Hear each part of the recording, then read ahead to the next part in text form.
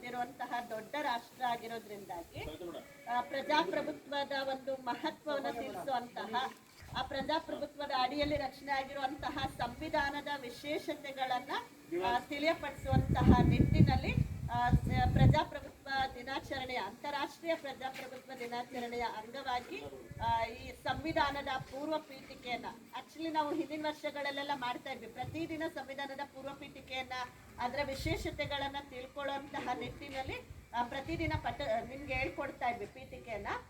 Actually ಅದು ಶಾಲಾ ಕಾಲೇಜುಗಳಲ್ಲಿ ಪ್ರತಿನಿತ್ಯ ಹೇಳಿಸ್ಬೇಕು ಅನ್ನುವಂತಹದ್ದು ಇದೆ. ಆದರೆ ಇವತ್ತಿನ ದಿನದಲ್ಲಿ ಪ್ರತಿಯೊಬ್ಬರು ಕೂಡ ಈ ಸಂವಿಧಾನದ ಪೂರ್ವ ಪೀಠಿಕಾ ಭಾಗವನ್ನ ಪಠಿಸೋದ್ರ ಮೂಲಕ ಅದ್ರ ವಿಶೇಷತೆಯನ್ನು ಅರ್ಥೈಸ್ಕೋಬೇಕು ಅನ್ನೋ ಉದ್ದೇಶಕ್ಕೆ ಈ ಅಂತಾರಾಷ್ಟ್ರೀಯ ಪ್ರಜಾಪ್ರಭುತ್ವದ ದಿನಾಚರಣೆಯ ಅಂಗವಾಗಿ ನಮ್ಮ ಶಾಲೆಯಲ್ಲೂ ಕೂಡ ಈ ಸಂವಿಧಾನದ ಪೂರ್ವ ಪೀಠಿಕೆಯನ್ನ ಹೇಳ್ಕೊಡುವಂತಹದ್ದನ್ನು ಮಾಡ್ತಾ ಇದ್ದಾರೆ. ಹಾಗಾಗಿ ಎಲ್ಲರೂ ಕೂಡ ಅಟೆನ್ಷನ್ ಪೊಸಿಷನ್ಗೆ ಬಂದು ಕೈ ಮುಂದೆ ಚಾಚಿ ಒಂದು ಪೀಠಿಕೆಯನ್ನ ಎಲ್ಲರೂ ಕೂಡ ಪ್ರಮಾಣ ವಚನವನ್ನ ಸ್ವೀಕರಿಸುವಂತಹ ಕೆಲಸವನ್ನ ಮಾಡಬೇಕು.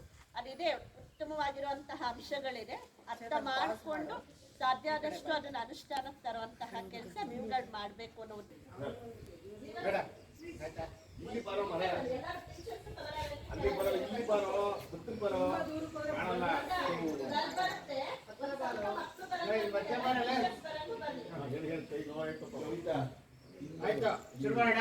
ಎಲ್ಲ ಕ್ವಶನ್ ಇದೆ. ಭಾರತದ ಪ್ರಜೆಗಳಾದ ನಾವು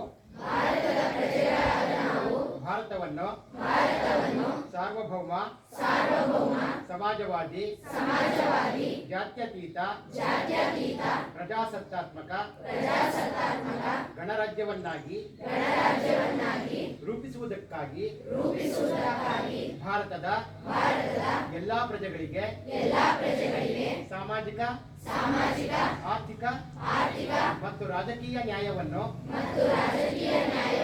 ವಿಚಾರ ಅಭಿವ್ಯಕ್ತಿ ನಂಬಿಕೆ ಧರ್ಮ ಮತ್ತು ಉಪಾಸನೆಯ ಸ್ವಾತಂತ್ರ್ಯವನ್ನು ಸ್ಥಾನಮಾನ ಮತ್ತು ಅವಕಾಶಗಳ ಸಮತೆಯನ್ನು ದೊರೆಯುವಂತೆ ಮಾಡುವುದಕ್ಕಾಗಿ ವ್ಯಕ್ತಿ ಗೌರವ ದೇಶದ ಏಕತೆ ಮತ್ತು ಸಮಗ್ರತೆಗಾಗಿ ಎಲ್ಲರಲ್ಲಿ ಭ್ರಾತೃತ್ವ ಭಾವನೆಯನ್ನು ಮೂಡಿಸುವುದಕ್ಕೆ ದೃಢ ಸಂಕಲ್ಪ ಮಾಡಿ ನಮ್ಮ ಸಂವಿಧಾನ ಸಭೆಯಲ್ಲಿ 1949ನೆಯ ನವೆಂಬರ್ ತಿಂಗಳ 26ನೇ ದಿನದಂದು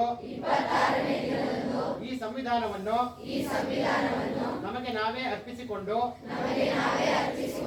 ಅಂಗೀಕರಿಸಿ ಶಾಸನವಾಗಿ ವಿಧಿಸಿಕೊಂಡಿದ್ದೇವೆ.